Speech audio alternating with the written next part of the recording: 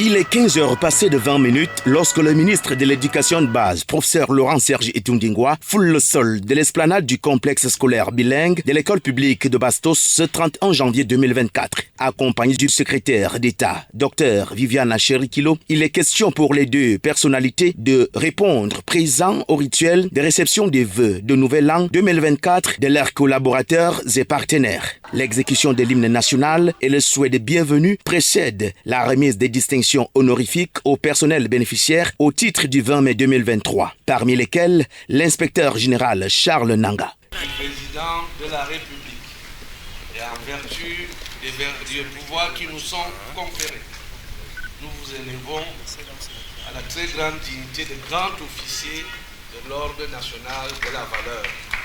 Le secrétaire général Adams Oyono prolonge le bal des allocutions pour le discours bilan de l'année 2023. Il en ressort un bilan élogieux avec à la clé un pourcentage de réussite plus élevé par rapport à la session de 2022. L'amélioration des conditions salariales et indemnités du personnel est également relevée. Des efforts fournis non sans peine, a-t-il précisé. Occasion pour le patron du dit ministère de faire des éloges à son personnel et à certains partenaires. Le bilan que vient de dresser le secrétaire général du ministère de l'Éducation de base,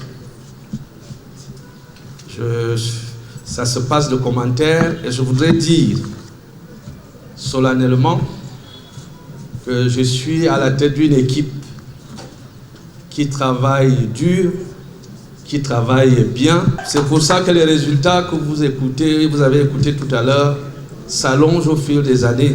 Je voudrais quand même faire un clin d'œil particulier à la Commission nationale pour l'UNESCO. Temps opportun pour clarifier la situation des enseignants sur ce qui a été fait, ce qui se fera et ce qui ne le sera pas. L'État a déjà fait ce qui était plus urgent et que vous avez demandé, qui avait trait à vos salaires et à vos traitements. Donnez-lui le temps de respirer.